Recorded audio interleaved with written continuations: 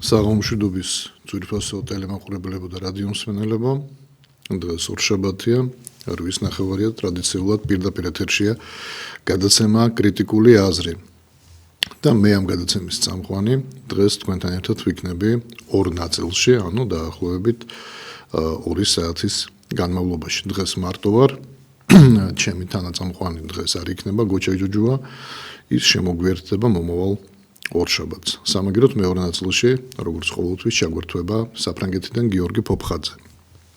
თქვენ ძვირფასო ტელემაყურებლებო და რადიო მსმენელებო, როგორც ყოველთვის შეგიძლიათ დარეკოთ პირდაპირ ეთერში, ჩვენი ტელეფონის ნომერი არის 557 885588.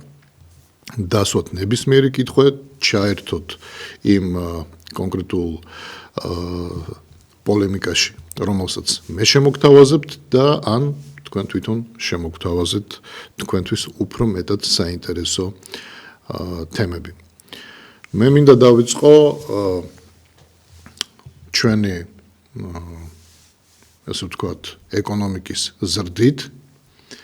უпроსორად ჩვენ გვარწმუნებენ, რომ ჩვენი ეკონომიკა იზრდება და ამის გამო არ შეიძლება რომ ამდენი სოციალურად დაუცველი არსებობდეს ამ ქვეყანაში. აქედან გამომდინარე, ხელისუფლებამ გადაწყვიტა 40,000 სოციალურად დაუცველს მოუხსნას ეს სტატუსი.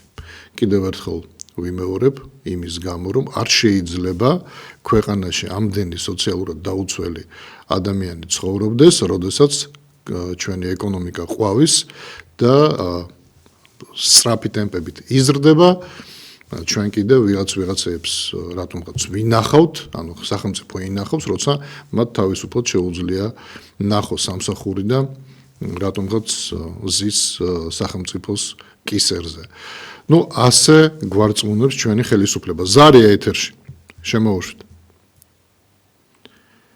გამარჯობათ. მოგესალმებით, გისმენთ? მოგესალმებით, ადუსემულო გიორგი. დიახ. ცოტა გრადუში ვარ, მაგრამ შენ საქმეს მაინც ვიტყვი ნორმალურად. დიახ. როგორ ხართ? როგორ? მე კარგად ვარ. თქვენც კარგად იქნებით, იმედია. ისეთი მთავრობა ყავს, სხვაგვარად ვერ წარმომიდგენია. აბა, სააკაშიმა რომ შექმნა, კაცი ჭამია სახელმწიფო, ის იყო საქმე.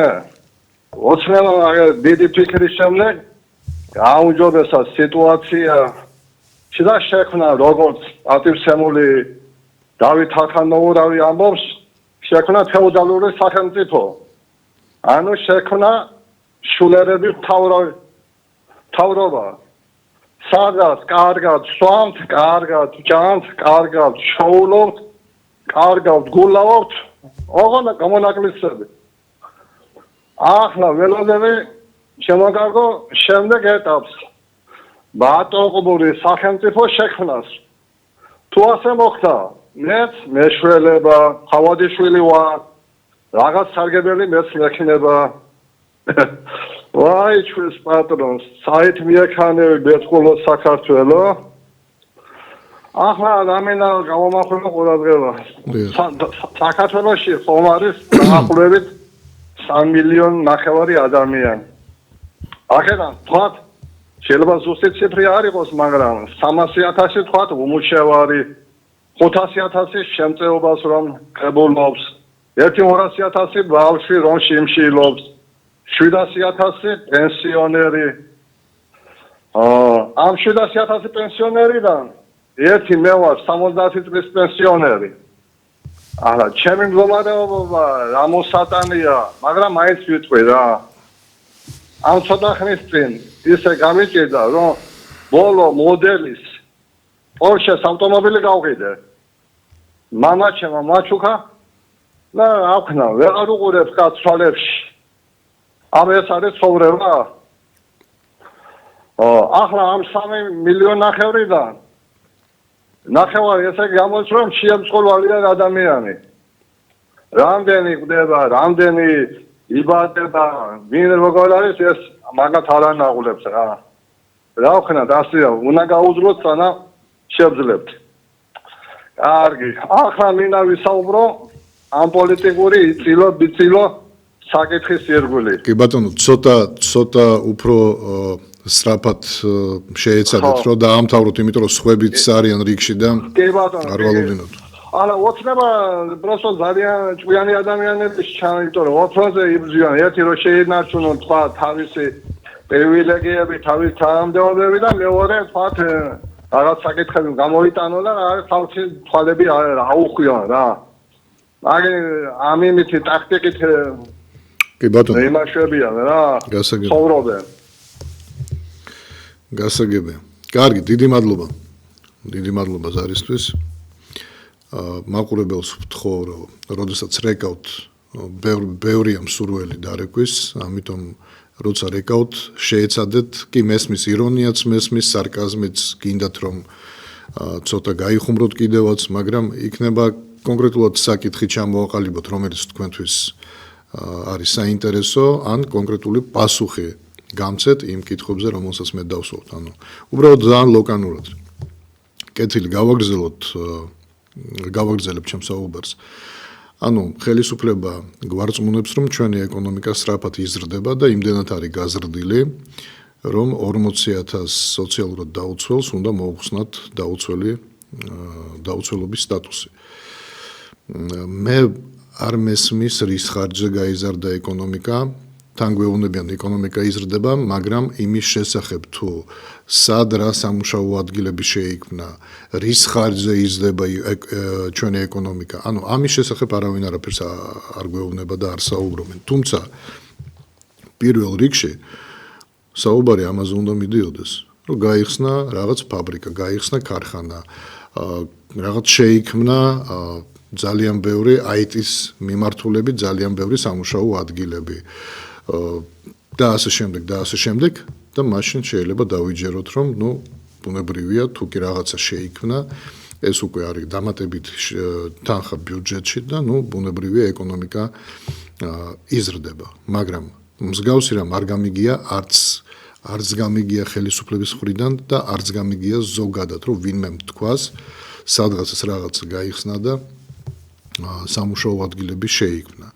არადა შეუძლებელია თუ შენ არ ქმნი სამუშაო ადგილს, ანუ არ იქმნება შემოსავალი ქვეყნისთვის, ბუნებრივია რომ ბიუჯეტი არ ივსება და თუ ბიუჯეტი არ ივსება, არ იზრდება ეკონომიკა და თუ შენ ბიუჯეტს ზრდი იმის ხარჯზე რომ ფასებს წევ პროდუქტებზე, თქვათ, უფრო დიდი გადასახადი შემოგაქ. ეს იმას კი არ ნიშნავს, რომ ეკონომიკა იზრდება, რადგან ბიუჯეტი გაიზარდა გადასახადების ხარჯზე. ეს იმას ნიშნავს, რომ შენ უბრალოდ ხალხს ბოლომდე წურავ და უმტკიცებ, რომ აი ჩვენი ბიუჯეტი ხო გაიზარდა, მაგალითად 33 მილიარდია, გაზრდილია, თქვათ 10 წლის წინანდელ პერიოდთან შედარებით. რო გაიზარდა, ეს იმას არ ნიშნავს, რომ ხალხი უკეთესად ცხოვრობს. თუ ხალხს ბოლომდე გამოწურავ, შეიძლება 100 მილიარდამდეც კი ახვიდე, მაგრამ ხალხი საერთოდ შეერი დარჩება. ანუ უნდა გვესმოდეს ჩვენ, რომ ჩვენი ეკონომიკა არ იზრდება, იმიტომ რომ არაფერი არ იქმნება. და ინვესტიციებზე, რაზედაც მიდის საუბარი, ეს ინვესტიცია არ არის ეკონომიკის გაზრდა, ვინაიდან ეს არის ერთჯერადი პროექტი. ზარი ეთერი შემოვშვით. დიახ, გისმენთ. მოგესალმებით. მე ძალიან ძნელია თქვენთან შემოსვლა. მე ჯერ კიდევ გარჩენებამდე მეძრა დამერეკა და მე თქვა ჩემი სათქმები. რომ სულ მოუწოდეთ ხალხს მოგვეცით ხმა. აი, თემა საქართველოს ხმა მოგცეთ არა? მაინც გაგიყალბებთ. ესე იგი, ეს გზა არ ამართლებს, არა, ეს არჩევნები. რაღაცა სხვა არის მოსანახი, არა? მე არა ვარ არც პოლიტიკოსი და არც ბოლომდე არა ვარ გარკვეული მეამსალი, მაგრამ ეს პოლიტიკოსების საქმეა, სხვა გზა უნდა ეძებოთ, თორე დაიღუპა ქვეყანა. ყველაფერს მართავს ლაპარაკობთ, გისმეთ, ხშირად გისმეთ. დაინგრა ყველა სფერო, რომელ სფეროზე გიქნება ვილაპარაკოთ, რომელი არის აწყობილი რა. ერთადერთი რასაც ადვილად ითვისებენ, ეს არის გარყვნილობა რა. და ამ ეს გაყინობა ინდონეზია არის, მალე თბილისის ზღვაზე ველური პლაჟი გაიხსნება და იმიდან ნახევარი ვეჭექა.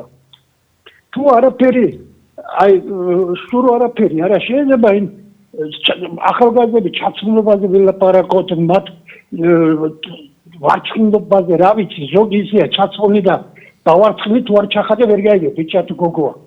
1000 წლამდე რაღაცები არის, რომელიც ყოველდღურად ხდება და გაღიზიანებს.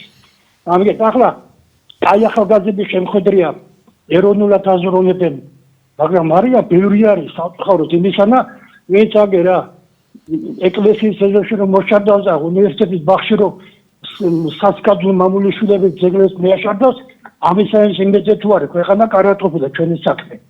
ყველაფერი რაღაც თავის სახელით დარქმევა უნდა. ყველაფერი მოდის იმავად მახსენებელი 72 წელი როცა შევარდნაძე მოვიდა და როცა სული მიყიდა მასონებსა, თორემ მაგას მინ გაუშვებდა ან ისა პოლიტბიუროში და ამ მერე საგარეო საქმეთა მინისტრად. თავის კარიერას ანაცოლა ქვეყანა და ერი. ამიტომ და მაკედა ვიც მოიკრიბა გარშემო ყველა ჭამდა ამ ქვეყანას. მერე მოვიდნენ მათი შვილები, მერე მათი შვილიშვილები. დარწმუნებული ვარ, ახლა შუარგოლი უფრო შუარგოლი ყველა მაგათაა დაკავებული.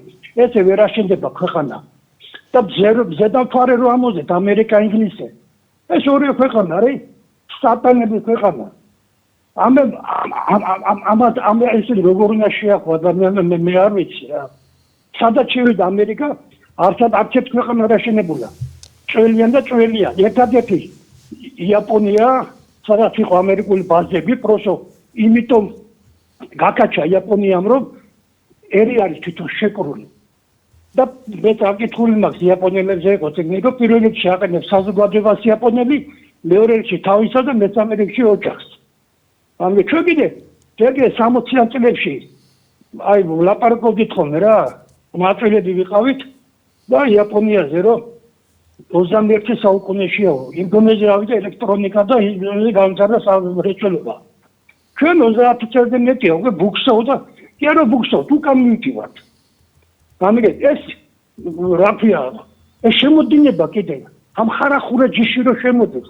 ამა ძალიან სერიოზული მიდგომა უნდა. ძალიან სერიოზული მიდგომა. ერთხელ მოახერხე შემოსა ბატონი მამუკა კარტოზია იყო, მერტო გაუმარჯოს, ძალიან მიყვარს მაგას რო უსმენ.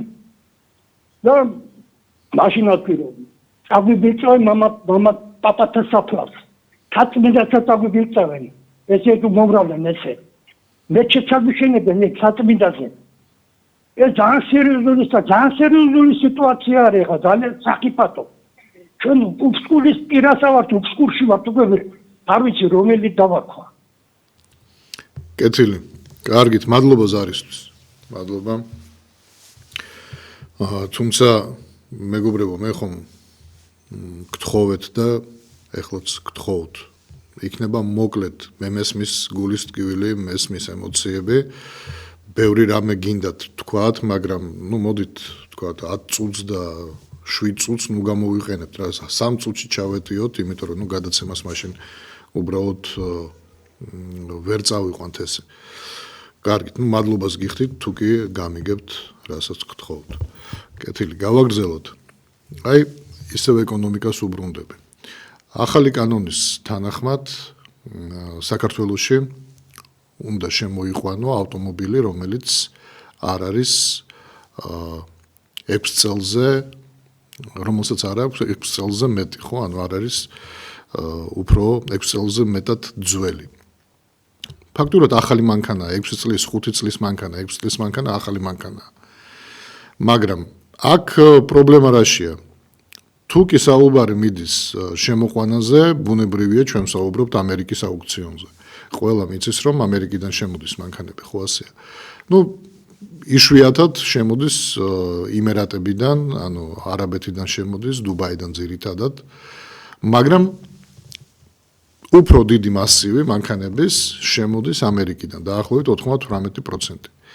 ეხლა დააკვირდით თვითონ აუქციონს აქვს ასეთი ნიუანსი, რომელსაც ძალიან ბევრი ალბათ არ აკვირდება, ან ის ვინც ყიდულობს მანქანას, ბუნებრივია მისთვის მერე სიურპრიზი ჩნდება, როდესაც ის ეთამაშება, ვთქვათ, 21 წლიან მანქანას, იგებს, მანქანა აქ ჩამოდის და საბუთებით არის 20-იანი. იმიტომ რომ ამერიკაში მანქანა რეგისტრირდება მაშინ, როდესაც პირველად მყიდველი მას ყიდულობს. ანუ პირველი მყიდველი რო ყიდულობს, იქიდან იწყება რეგისტრაცია მანქანის. ვთქვათ, მანქანა არის 20 წელს გამოშვებული. 2020 წელს გამოშვებული მანქანა, მაგრამ გამოშვებულია ნოემბერში, ვთქვათ, ან თუნდაც სექტემბერში, მაგრამ გაიყიდა 21 წლის 2 ვთქვათ, თებერვალს. არ აქვს მნიშვნელობა 2 მარტს ან რომელიმე მარტს. მას ჩაუწერენ ამერიკაში, ჩაუწერენ საბუთებში, რომ 21 წლიდან, ანუ პასპორტში, ტეხპასპორტში ექნება ჩაწერილი 21 წლის მანქანად მონიშნული. მაგრამ როდესაც ის ჩამოდის აქ უკვე ვინ კოდით რეგისტრირდება და ვინ კოდის მიხედვით მას უწერია ის წელი და ის თვე, რომელშიც რეალურად იყო გამოშვებული. ესე იგი, მას მოაკლდება 1 წელიწადი. ესე იგი, ადამიანები, რომლებიც ამ ახალი კანონის მიხედვით ითამაშებენ ამერიკის აუქციონზე, შეიძლება 20-იანი მანქანა იყიდონ, მაგრამ მანქანა ჩამოვა საქართველოში და იქნება 19-იანი და ის ვერ განაბაჟებს, იმიტომ რომ მანქანა უკვე არა 6-ის, არამედ 7 წლის იქნება. ეს ერთი ნიუანსი. ესე იგი, გამოდის როგორც მინიმუმ უნდა ეთამაშო 21-იან მანქანას. რომ საბუთები გაკეთებული ექნება მას 21 წლად, თუ არ ექნება გაკეთებული 21 წლად, ყველა შემთხვევაში 20 წელზე ქვემოთ არ გიჩვენებს საბუთი, თუ კი 21 ეწერება ამერიკაში. აქ თუ ჩამოვა, ექნება ან 21 წელი, ან 20 წელი. ორივე შემთხვევაში გამბაჟდება. ესე იგი, რომ არ წააგო და არ აღმოჩნდა რაღაც რთულ მდგომარეობაში, ესე იგი, უნდა ეთამაშო 21 წლის მანქანას და ზემოთ.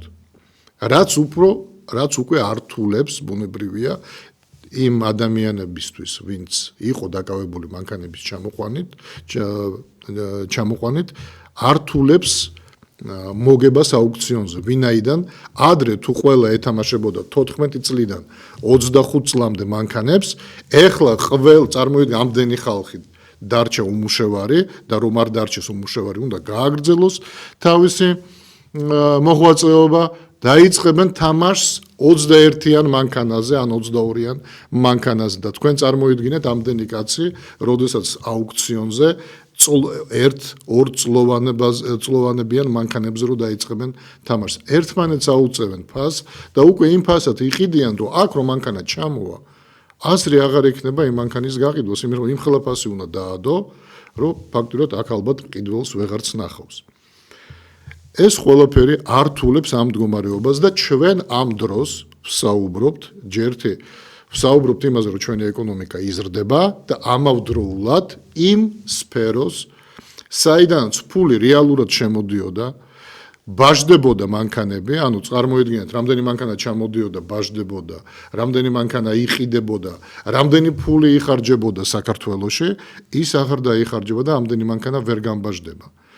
როდესაც საუბარი მიდის იმაზე, რომ ეს ყველაფერი ემსახურება იმას, რომ განვაახლოთ პარკი, ანუ ავტომობილების პარკი და რა თქმა უნდა, გამონაბოლქვი შევამციროთ, იმიტომ რომ ძველ მანქანას აქვს გამონაბოლქვი და ახალ მანქანებს სხვა სტანდარტითაა გამონაბოლქვი, ანუ ევრო 6-ით და ევრო 7-ით. ეს ყველაფერი არის პირდაპირ შემიძლია გითხრათ, რომ რაღაც ზღაპრები, რომლების მოსმენაც პრინციპში ადამიანებს არც უნდათ, იმიტომ რომ თუ თქვენ საუბრობთ გამონაბოლქვზე, თუ თქვენ საუბრობთ იმაზე, რომ მანქანები ძველია და გინდათ რომ განაახლოთ ავტომობილების პარკი და შეამციროთ ავტომობილების რაოდენობა. აი ეს არის სამი რამ რის გამოც ვითომ მიიღეს ეს კანონპროექტი. ეხლა მე თქვენ გეუბნებით პირდაპირ. რისთვის გახსენით მაშინ თეგდათვალიერების პუნქტები? რისთვის? გამონაბოლქვსაც უნდა გადიოდეს მანდ, ფიზიკურ მდგომარეობასაც უნდა გადიოდეს იმ თეგდათვალიერებაზე მანქანა და თუ არ არის მზად იმისათვის რომ იაროს ჩვენს გზებზე არ უნდა გაუშვა, არ უნდა მისცეს საშუალება რომ გავიდეს გზაზე და იაროს. თუ მას გამონაბოლქვი აქვს, უნდა უთხრა ფლობელს რომ შეაკეთოს ძრავი. თუ სხვა რაიმე პრობლემა აქვს, უნდა უთხრა რომ შეაკეთოს. რისთვის არის ტექდათვალიერება გამოგონილი, მითხარით? დაათვალიერონ და დაადგინონ რომ არა, მანქანა ძალიან ცუდ მდგომარეობაშია, მაგრამ ნუ რა ვქნათ ჩვენ ახლა იაროს მფლობელმა? რა თქმა უნდა არა, იმისათვის არის გამოგონილი რომ არ გაუშვა მანქანა და არ მისცეს საშუალება რომ ექსპლუატაციაში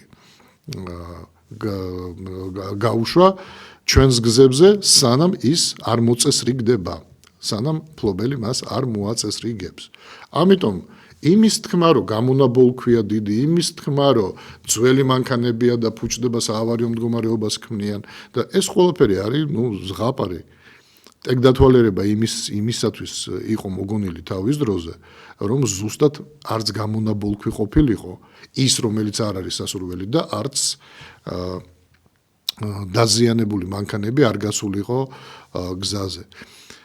მაგრამ თქვენ გვიმტკიდა შემცირება, რომ ქალაქში ბევრი მანქანა აღარ ივლეს.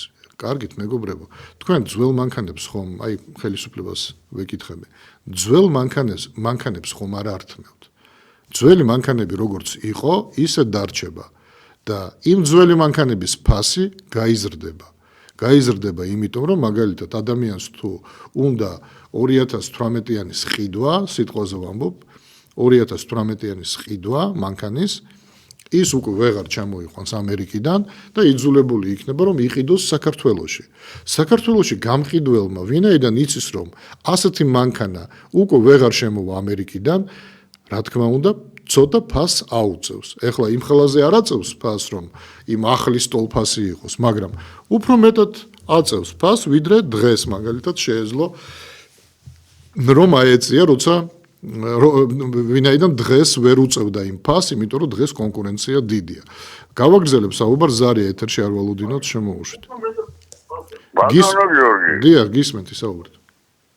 ახლა მე ამ დღეებში ვიყავი ქალაქში და ვნახე, ახალი მანქანებია და 2020 წლის 2001, 2003, 5 წლის მანქანები ახალია.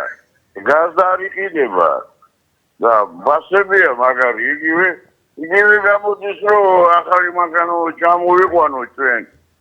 ან დამტრეული მანქანა რო ან გავაკეთოთ ახლა და მე გავყიდოთ.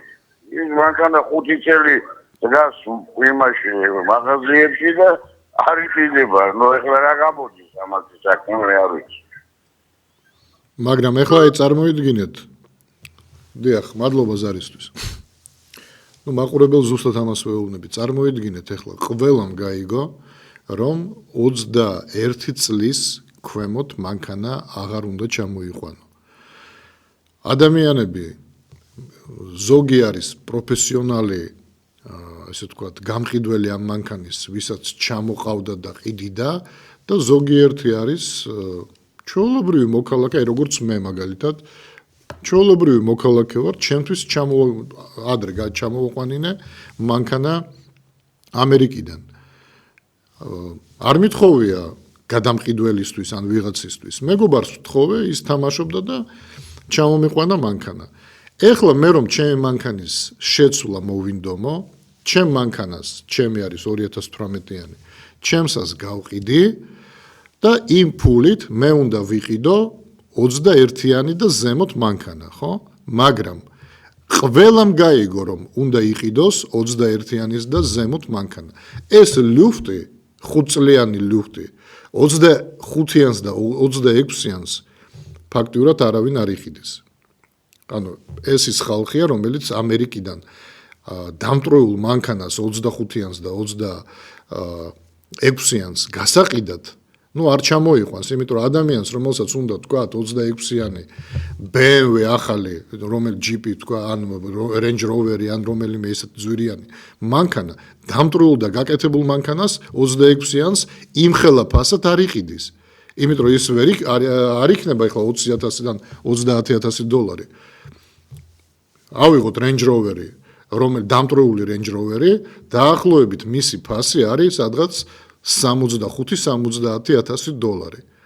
იქ აუქციონზე ჩამოყვანა გაკეთება დაახლოებით დაგიჯდება თქვათ $80,000-95,000. მისი ფასი არის $100,000, $110,000. ადამიანი რომელსაც აქვს $85,000 და მზად არის გადაიხადოს მანქანაში, დამიჯერეთ დამტრიულ და გაკეთებულ Range Rover-ს არ იყიდეს, დაამატებს 20,000 მას, ეკნება 20,000-იც, დაამატებს და იყიდის სულ ახალს. დამტრიულ მანქანას ყიდულობენ ნორმალურ ესეთ პრესტიჟულ მანქანას დამტრიულს და გაკეთებულს ყიდულობენ დაახლოებით $30,000-დან $40,000 ფარგლებში. იმის ზემოთ უკვე დამტრიული და გაკეთებული მანქანის ყიდვა მე არ მინახავს რომ ვიღაცას სურვილი ქონდა. აქედან გამომდინარე, ესე იგი 40,000 სადღაც არის ეს ის ზღვარია, რომელშიც მყიდველი გადაიხდის ფულს, მაგრამ ჩამომყვანი გამოვრიცხოთ 25-26 წელი, დარჩა 21, 23, 22, მაქსიმუმ 24 წელი, რომელზეც შეიძლება ეთამაშოს ამხელა მასამ ადამიანების.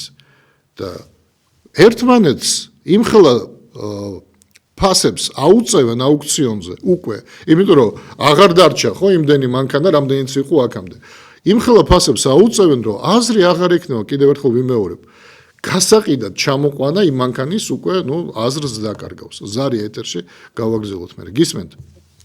საღამოშიდობის. ბატონო გიორგი, ერთი ასეთი რაღაც მინდა მოგახსენოთ, ძალიან ბევრს არ წავიღებ დროს და მე ძალიან ბევრს ვიცნობ ჩვენს მოქალაქეებს, რომლებმაც რუსეთში გახსნეს პატარ-პატარა ქარხნები რის პროდუქტებზე მუშაობენ, საკმაოდ კმაყოფილნი არიან თავისი ბიზნესით და მომხმარებელიც არის ძალიან კმაყოფილი ჩვენებურ სულ უნდა რაღაცებს ხაჭოს და რაღაცებს აკეთებენ და მე ამის მაგი არ მინდოდა, მოდი ახლა შევაბრუნოთ ჩვენ. თქვათ ჩვენმა ქვეყანამ დაპატიჟა ან იაპონიიდან, ან სამხრეთ კორეიდან და ან რომელიმე სხვა განვითარებული ქვეყნიდან ჩამოვიყვანოთ სპეციალისტები. ტრაქტორის ქარხანა აშენონ სოფლის მეურნეობისთვის, ან მანქანები გამოუშვან, აქ ეს უფრო იაფი ხო დაჯდება და იქნება თუ არა ეს ქვეყნისთვის მეტად გამოსადეგი ეს ხომ იმდენი ძვირი არ დაჯდება და მე იქნებ რაღაცებს ვერ ვითვალისწინებ და იქნებ თქვენ უფრო კარგად ახსნათ. ეს ცუდი რატო იქნებოდა აქ გამოშვებული ჩვენ უფრო იაფად მეტად გამოგვადგებოდა და ბევრიც დასაქმებოდა ამ ქარხნებში და ასეთ რაღაცების შესაძლებლობა ქვეყანას რატო არ აწყობს, რა უშლის ამისთვის ხელს და ეს ცუდი რატო იქნებოდა უფრო იაფად შევიდით ეს არ იქნებოდა რაღაცებისთვის ტრაქტორები იქნებოდა თუ მანქანები ეს ცუდი ხო არ იქნებოდა რა უშლის ამისთვის ხელს გეტყვით არ გახვიდეთ ეთერიდან თუ გინდათ გააგრძელოთ საუბარი რა თქმა უნდა ეს არ იქნებოდა ცუდი და ჩვენ ამ თემაზე საუბრობდით როდესაც პირველად დაიწყეს ამათმა საუბარი იმაზე რომ არაბებმა აქ ორი ქალაქი უნდა ააშენონ ჩვენ ვთქვით რომ ინვესტიცია არის თუ კი ის აქ ააშენებს ქარხნებს და ასაქმებს ქართველებს გამოუშვებს პროდუქციას რომელიც ჩვენთვისაც იქნება იაფი და მისთვისაც იქნება სასარგებლო ბუნებრივია და ამით იშოვის ფულს ჩვენც ვიშოვით ისიც იშოვის და ქვეყანაც იქნება კმაყოფილი და თვითონ ინვესტორი ამას ქვია ინვესტიცია ქალაქების აშენება არ არის ინვესტიცია. ეს არის დეველოპმენტი, რომელიც შემოდის საქართველოში და აშენებს ქალაქს, შოულობს ძალიან დიდ ფულს ფართის გაყიდვით და მიდის ქვეყნიდან და გვიტოვებს, ესე ვთქვათ, ნელი მოქმედების ნაღმს. მაგრამ მაინც გვიმტკიცებენ რომ ეს არის ინვესტიცია. გასაგებ ყველას უკვე ყველამ გაიგო რომ ეს არ არის ინვესტიცია. ეხლა უყურეთ, იმისათვის რომ საინვესტიციო გარემო შექმნა ქვეყანაში, ქვეყანა უნდა ვითარდებოდეს როგორც დემოკრატიული, როგორც კანონმორჩილი და საერთაშორისო ასპარეზზე, ასე ვთქვათ, საერთაშორისო კანონების მიმართ პატივცემელი ქვეყანა.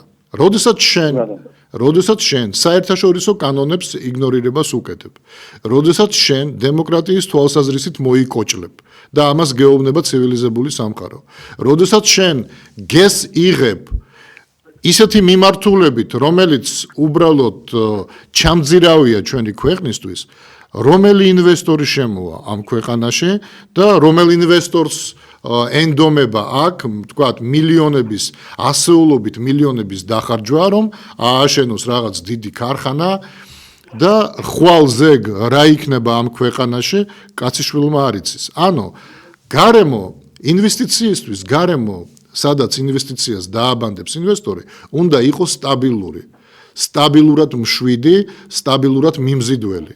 ჩვენ ვერ შევქმნით ასეთი სტაბილურად მიმზიდველი გარემო ინვესტორისთვის და ამიტომ რეალური ინვესტორი ამ ქვეყანაში არ შემოდის. ამ ქვეყანაში შემოდის მყიდველი, ეს უნდა გვესმოდეს. ჩვეულებრივი მყიდველი. ანუ იმას ინვესტიციებთან ამ ქვეყანაში საერთო არაფერი არ აქვს. უბრალოდ მას აქვს დიდი ფული, ის შემოდის ამ ქვეყანაში, ყიდულობს მიწებს, ყიდულობს სახელმწიფო ქონებას, რომელსაც კაპიკებში აძლევენ ფაქტიურად. აშენებს, რა ვიცი, ქმნის რაღაც დოვლათს თავისთვის. და ამ შემთხვევაში ის ეფუძნება საერთაშორისო კანონმდებლობას. ანუ ხვალზე გრამე რომ მოხდეს, ამ ქონებას მას ვერავინ ვერ წაართმევს. იმიტომ რომ ის ეფუძნება საერთაშორისო კანონმდებლობას. მაგრამ თუ კი ამ ქვეყანაში შეიცვალა ისეთი მიმართულებით შეიცვალა მდგომარეობა, რომ რეალური სანქციები დაგვადეს უფრო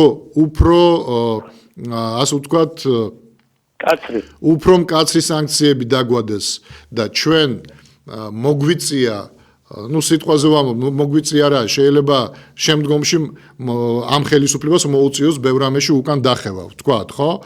ან ახალი ხელისუფლება, რომელიც მოვა, ის შეაფასებს ამ ხელისუფლების გაკეთებულს როგორც ანტისახელმწიფოებრივს და გააუქმებს რაღაცებს. მიუხედავად იმისა, რომ ახალ ხელისუფლებას მოუწევს რაღაც საფასურის გადახდას, აი იმ ანტისახელმწიფოებრივის გამო რაღაცას რო გააუქმებს ეგრეთ წოდებულ ინვესტორებს, მოუწევს გადახდა, მაგრამ მას შეეძლება იგივე საერთაშორისო კანონმდებლობით შეუძლია გააუქმოს ანტისახელმწიფოებრივი ქმედებები, რომელიც იყო ჩადენილი წინა ხელისუფლების მხრიდან. თუ კი დაამტკიცებს, რომ ის, რასაც ისინი ჩადიოდნენ, არ შეიძლებოდა ამის გაკეთება და ანტისახელმწიფოებრივად ჩაეთვლებათ. თუ ვერ დაამტკიცებს, ვერაფერს ვერ გააკეთებ. ვერ წაართმევ, ვერც მიწას, ვერც შენობას და ვერც ვერაფერს. მაგრამ ამას რო თავი დავანებოთ, ინვესტორი, კიდევ ერთხელ ვიმეორებ, რომელსაც სურს, რომ 100 მილიონიანი, 200 მილიონიანი, აი თუნდაც 50 მილიონიანი ქონება დააბანდოს საქართველოში და რაღაც საინვესტიციო ფონდის შექმნას, ის ყველაფერს ამას ითვალისწინებს. იურისტები, ანალიტიკოსები მუშაობენ მასზე და რაღაც ანალიზს აკეთებენ. და ამბობენ, რომ სამომავლოდ ასატკიებელი რო არ გქონდეს ეს ჩვენი თავი, მოდით ავარიდოთ ამ ეგრეთ წოდებულ ქვეყანას, ავარიდოთ თავი და მოდით სხვაგან დავაბანდოთ ჩვენი ფული და შევიტანოთ ჩვენი ინვესტიციები და საქართველოს, რა ვიცი, ხვალზე ვნახავთ რა იქნება, ესე ვთქვათ, მეთვალყურეების ქვეშ იქნება ეს ქვეყანა და როცა დადგინდება, რომ სტაბილურია მდგომარეობა, მერე დავაბანდოთ საქართველოში. ამიტომ არ შემოდის რეალური ინვესტორი. გამიგეთ, ხო მე მგონი? თორე არაჩვეულებრივი იქნებოდა, რასაკვირველია, მე იმიტომ ვამბობ, რომ რის ხარჯზე გაიზარდა ეკონომიკა, თუ არც ფაბრიკებია, არც ქარხნებია, არაფერი არ შექმნილა. ისეთი, რაც ქმნის პროდუქტს, რომელიც იყიდება და ფული შედის ბიუჯეტში. არაფერი არ შექმნილა. ბატონო გიორგი, აი მე ვიცი ყოფილი საბჭოთა კავშირის ქვეყნებიდან, უზბეკეთში ძალიან კარგ მანქანებს აწარმოებენ. ეს ზუსტად ვიცი. და დასაქმებულიც არის საკმაოდ ბევრი და ახლა არ ამგონია ის ძალიან განვითარებული ქვეყანა იყოს, მაგრამ ჩვენთანაც რო იყოს ეს შესაძლებელი, ხო კარგი იქნებოდა, რაც მეტი დრო მიდის ეს ხო ჩვენც აზიანად მოქმედებს. არა, ერთი წამით იქნება უკეთესი იქნებოდა. არა, თქვენ ვერ გამიგეთ. განვითარებაზე იმდენად არ არის საუბარი. აქ საუბარი რა სტაბილურობაზე. აი მაგალითად ავიღოთ ტაჯიკეთი, ან ავიღოთ უზბეკეთი, ვთქვათ, ან რომელიმე სხვა თურქმენეთი, სიტყვაზე ვამბობ, ხო? აი ავიღოთ თურქმენეთი. ეხლა ამბობენ რომ დიქტატორული რეჟიმია, მაგრამ ეს დიქტატურა მანდ არის უკვე 30 წელიწადი. ხვდებით? არაფერი არ იცვლება. ანუ ეს დიქტატურა სტაბილურია მანდ და არაფერი არ იცვლება.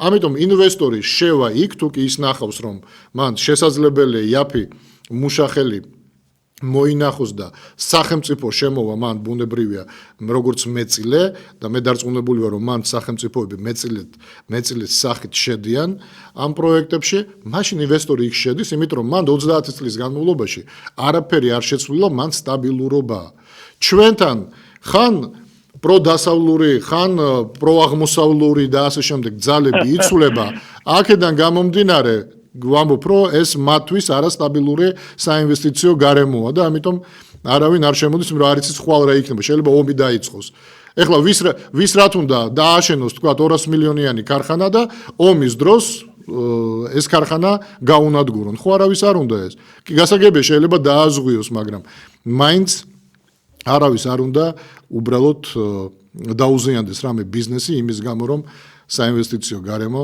არ არის სტაბილური გამიგეთ? დიდი მადლობა თქვენ პასუხით.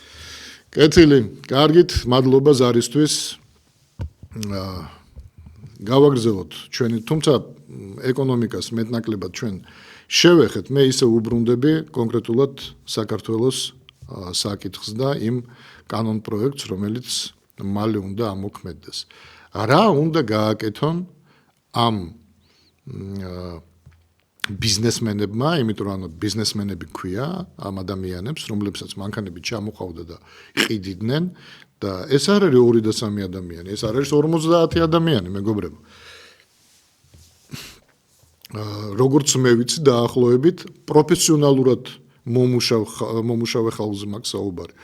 300 ადამიანზე მეტია და ბუნებრივია რომ იმ ადამიანებს ოჯახები ყავთ, იმ ადამიანებს დამხმარებიც ყავდათ და რაც მთავარია, აქ მარტო ამ ადამიანებზეც არ არის საუბარი, ის პროფილაქტიკები, რომლებიც მუშაობდნენ იმ მანქანების აღდგენაზე.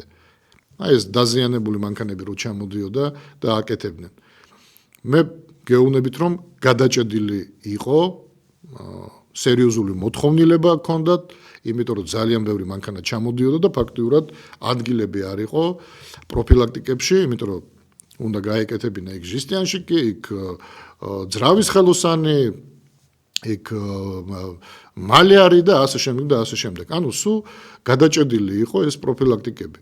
ეხლა ბუნებრივია მანქანები რო აღარ შემოვა, გაკეთებაც, ანუ ეს პროფილაქტიკებიც შესაბამისად ნაკლებ პროფილაქტიკის ნაკლები გამომუშავება ექნება, ნაკლები ფული შევა ბიუჯეტში, ნაკლები ფული შევა ხელოსნების ჯიბეში და ვინ ზარალდება, იქ კიდევ ერთხელ ვიმეორებ, ერთი კანონით რამდენი ადამიანი დაზარალდა, რომელზეც შეგვეძლო რომ გვეთქვა, რომ ეს ადამიანი, ну, საშუალო ფენას მიეკუთვნება. იმიტომ რომ ეხლა მე ყოველთვის ვამბობდი რომ ფაქტურად საქართველოში საშუალო ფენა უკვე თითქმის არ არსებობს. არიან ან დიდრები, ან ღარიბები. მაგრამ საშუალო ფენა მაინც შეგვიძლია ჩვენ დავარქვათ იმ კლერკებს მაგალითად რომლებიც მუშაობენ სახელმწიფო სამსახურებში, მაგრამ მათ სტაბილური ხელფასი აქვს, თქვათ 2.500 ლარი ან 3.500 ლარი, ну მაქსიმუმ 1.500 ლარიდან 3.500 ლარამდე. ხო, ну ჩავთვალოთ რომ ეს არის საშუალო ფენა, თუმცა მე რომ მკითხო, ეს საშუალო ფენა არ არის. ეს მაინც უფრო თლად ღარიბები არ არიან, მაგრამ არც საშუალო ფენა არა. საშუალო ფენა უნდა იყოს ის ფენა, ვისაც შეუძლია ნორმალური ტანსაცმლის ყიდვა, ნორმალური იგივე ტელეფონების ყიდვა, როგორც თავისთვის, ასევე შვილებისთვის, ზაფხულში წასვლა ნორმალურ ადგილას დასვენება, არ მგონია რომ 2000 ლარად ოჯახს კარგად გამოკვებავ, ჩააცმევ, უყიდი იმ гаджеტებს, რომელიც ჭირდება, თქვა და პლუს წაიყვან ზღვაზე დასასვენებლად. არა მგონია. გავაგრძელებთ ზარია ეთერში და მე გავაგრძელოთ.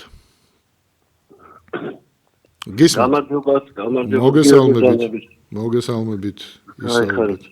ახლა მე მომწონს ეს ამბები, რომ სხვადასხვა თემებით იხილავთ ამ მიდგომებს აკეთებს. სხვადასხვა კატეგორიის ხალხი გინდათ, რომ ამოძრავთ. ძალიან სწორად, მაგრამ საბოლოოდ ეს ხალხი თუგებულობს, რომ პოლიტიკა ეროვნული არ გახორციელდება. რა ფერი არ შევლება და ამიტომ ეროვნული პოლიტიკის ვარიანტი თუ არის, ყველა პარტიამ წარმოადგენს თავისი ბეზი, განმარტება, რომ არ იყოს ეს სახელმწიფო რესურსები, ესე ხელსაკრავი ყველასთვის, უნდა იყოს სახელმწიფო რესურსები სახელმწიფო. მე უფრო ეწყობა და ეროვნული პოლიტიკა რაღაცნაირი. არ შეიძლება რომ ახლა აზიის ქვეყნები, დიდარი ქვეყნებზე არა მარტო მაგას, даже ქართველებზეც არ უნდა გაიყიდოს მიწა, არათუ რესურსები. ის ჩამოვა ჩვენერგოს საფრთხე. სოფლის მეურნეობა ყველაზე კარგი პოლიტიკა ჩვენთან, თუ ვიტყვით. აგერ საზღვაო მხარე გვაქვს. რაც თურქეთს ძალიან განვითარებული, რაც სხვა პატარა ქვეყანას. შეგვიძლია ისეთ წვლილი შევიტანოთ, ყავს მეცნიერები, ჯერ კიდევ და პოტენციალი. ბევრი სიტუაცია შეიძლება გამოსწორდეს. მაგრამ ამას უნდა ხალხი და იმ ხალხს კიდე პოლიტიკაში გამოკრავდა. აი ეს არის ვითარება. მაგრამ ცოტა ესეთი რაღაცების ხელი წაუბიძგა და მეახედოთ ხალხს კარგი იქნება. კეთილი, მადლობა ზარისთვის. გასაგებია, ჩვენ საუბრობთ ამ თემაზე, მეგობარო, ყოველდღე ვერ ვისაუბრებთ და აი ხვალაც რომ წარმოვადგინოთ ეს პროგრამა, აი პირადად თქვენ გეუბნებით. პატივცემულო, ხვალაც რომ წარმოვადგინოთ ეს პროგრამა, ყოველდღე ხომ ვერ წარმოვადგენთ, აი ხვალ რო წარმოვადგენთ, ერთ თვეში ვიღაცა დარეკავს, თქვენ შეიძლება ხვალ ნახოთ ეს პროგრამა, დაკმაყოფილდეთ, მაგრამ ერთ თვეში ვიღაცა დარეკავს და იგივე ტექსტით დაგვიწყებს საუბარს, იმიტომ რომ აქამდე ეს მე მესმის დაახლოებით 2 წლის განმავლობაში. არჩევნების დროს 2024 წელს არჩევნების დროს ჩვენ წარვადგინეთ პარტიის პროგრამა თავიდან ბოლომდე. არა მხოლოდ დავარიგეთ გაზეთები, სადაც ეს პროგრამა იყო გაწერილი, არამედ ტელევიზიით თავიდან ბოლომდე ვისაუბრეთ ჩვენი პარტიის პროგრამაზე. არჩევნები დასრულდა, გავიდა სადღაც 2-3 თვე, დაგვირეკეს და გვითხრეს, მე მგონი თქვენ არ ყოფილხართ, მაგრამ დაგვირეკეს, გვითხრეს, რომ იქნება პროგრამა წარგედგინათ და ასე შემდეგ და ასე შემდეგ. მე სხვა მაყურებელმა დაურეკა და უთხრა, რომ ამდენჯერ ამ პროგრამაზე საუბრობდნენ და თუ არ მოგისმენია რაღაც ითხოვო. გასაგებია, ანუ უბრალოდ მე რის თქმა მინდა, თქვენ რაზეც საუბრობთ, ჩვენ ამაზე ვსაუბრობთ თითქმის ყოველ დღე, უბრალოდ ცოტ-ცოტას. აი, წინა გადაცემაში მე ვთქვი, რომ ქართველზე არ უნდა გაიხიდოს ჩვენი მიწა. ქართველზეც არ უნდა გაიყიდოს, მაგრამ ქართველს უნდა კონდეს უპირატესობა მიწის მართვის. ამაზე ვისაუბრეთ მე წინა გადაცემაში.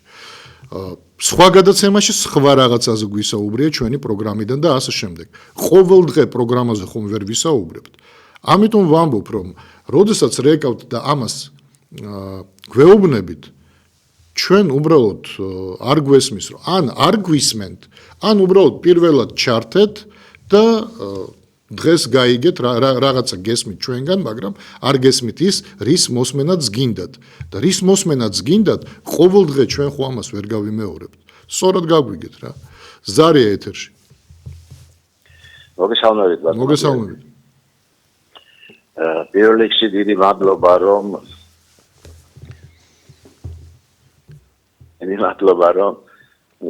ერთადერთი ტელევიზია ხართ, როგორც ჩემთვის ცნობილია, რომელიც უშუალოდ თავის მსმენელებს აძლევს საშუალებას, რომ გაიზიაროთ რაღაც აზრი გამოთქვან და მოსაზრება გამოთქვან. ეს ძალიან დიდი საქმეა და ალბათ სხვა ტელევიზიებმაც უნდა გადაიღონ ეს სტილი. სხვანაირად სამხრივ იმას ინფორმაციის გაცემას და მე მგონი საერთოდ აზრი არა აქაც გამოდის უადრესატო ინფორმაცია. ესეც საკითხი და მეორე თქვენ ბრძანებით ახლა პროგრამაც ახსენეთ, ხო და აი ამ პროგრამაში იქნება ასეთი საკითხი, რომ საერთოდ კანონის შემოქმედება როგორი უნდა იყოს ვერტიკალურად ზემოდან ქვემოთ ჩამოდიოდეს თუ ქვემოდან ზემოთ უნდა აი რომ იყოს ისეთი სისტემა რომელიც ამას უზრუნველყოფს რომ აი უშუალოდ შრომით კოლექტივებში დამუშავდეს გარკვეული კანონპროექტის გარკვეული ვარიანტები და შემდგომ ის რაღაც საფეხურების გავლით ავიდეს ზემოთ და თუნდაც დაკორექტდეს და შემდგომ უკვე დაეშვას ის შესასრულებლად მასალაში. საერთოდ გესმით ჩემი? დიახ. საერთოდ კლასიკური სისტემის დროს ნორმალურ ქვეყანაში ბუნებრივია ინიციირება კანონპროექტის ქვემოდან ზემოთ მიდის. ეს ბუნებრივია. და მშრომელთა კლასი აწვდის იდეას, აწვდის რაღაც ინიციატივას, რის საფუძველზეც იქმნება კანონპროექტი და მერე მას განიხილავს პარლამენტი. იმიტომ რომ ამ შემთხვევაში ხელისუფლებას ესმის ხალხის ხმა. მაგრამ როდესაც შენ არ გინდა ხალხის ხმა გესმოდეს, იმიტომ რომ არ გაინტერესებს. როდესაც შენ გინდა მიიღო ისეთი კანონი, რომელიც შენ გიქმნის კომფორტს და არა ზოგადად ქვეყნისთვის არის სასარგებლო, მაშინ რა ხალხის მოსმენაზეა საუბარი. გესმით? დიახ, სწორი ბრძანდებით რა თქმა უნდა და ზუსტად ეგა აი მასებში გასატანი რომ როგორ უნდა მოეწყოს, როგორი სისტემა, აი სახელმწიფოებრივი სისტემა, რომელიც უზრუნველყოფს ამ მომენტებს ყველაფერს, რაც თუნდაც ამ ბოლოს თქვენ ბრძანეთ ახლა. თუ პირადად მე მეკითხებით, ჩემი სუბიექტური აზრი, ხო? მე შემიძლია გითხრათ, შეიძლება მე ვეძებდი ინტერნეტში, მაგრამ პრეცედენტი ჯერ არ იყო, არ მინახავს პრეცედენტი, თუმცა მე მაგალითად შემიძლია გითხრათ ასეთი რამ. როდესაც ჩვენ გვაქვს უკვე იმის პრეცედენტი, რომ ერთ პოლიტიკურ ძალას შეუძლია მოახდინოს ხელისუფლების უზურპირება მრავალი წლის განმავლობაში, კონსტიტუცია ჩვენი ყოველ შემთხვევისთვის, ჩვენს კონსტიტუციაში რაღაცნაირად უნდა მოხდეს კოალიციური მთავრობა, უნდა აღმოჩნდეს და ჩვენს კონსტიტუციაში უნდა შევიტანოთ ჩანაწერი, რომ ერთ პოლიტიკურ ძალას ორ ვადაზე მეტი სუფლება არ უნდა კონდეს იყოს უმრავლესობით წარდგენილი პარლამენტში. ანუ სულ რო ორი ვადის შემდეგ 100% აიღოს, მას 59%-ზე მეტი არ უნდა დაეწეროს. მაშინ უკვე ეს ეგრეთ წოდებული ბოდიში ჟარგონი ჩალიჩი არჩევნებზე აზრს დაკარგავს. ანუ ხელისუფლებაში მყოფი ორჯერ ორი ვადით ხელისუფლებაში მყოფი პოლიტიკური პარტია არის ჩალიჩებს, ეგრეთ წოდებულ არის ჩალიჩებს, რომ დარჩეს მესამედ უმრავლესობით ხელისუფლებაში. იმიტომ რომ სულ 100% აიღოს, თქვათ, იცის რომ მაინც 59%-ს დაუწერენ, ანუ 50-ზე ქვემოთ. და ამ შემთხვევაში ჩვენ ყოველ შემთხვევისთვის რასაკვირველია, ამ შემთხვევაში მეტ-ნაკლებად თავისუფალ საარჩევნო გარემოს მივიღებთ. გესმით?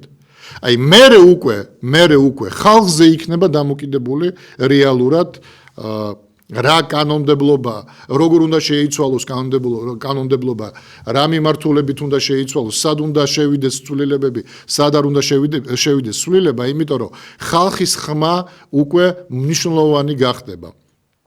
უკვე ხალხს უნდა დაეკითხო, აი ამ კანონს მე რომ მივიღებ, შენ კმაყოფილი იქნები, ხალხი იქნება კმაყოფილი. თუ არ იქნები კმაყოფილი, მაშინ ბუნებრივია ამ კანონს ვერ მივიღებთ, იმიტომ რომ ხელისუფლება ემსახურება ხალხს. დღეს ხალხი ემსახურება ხელისუფლებას.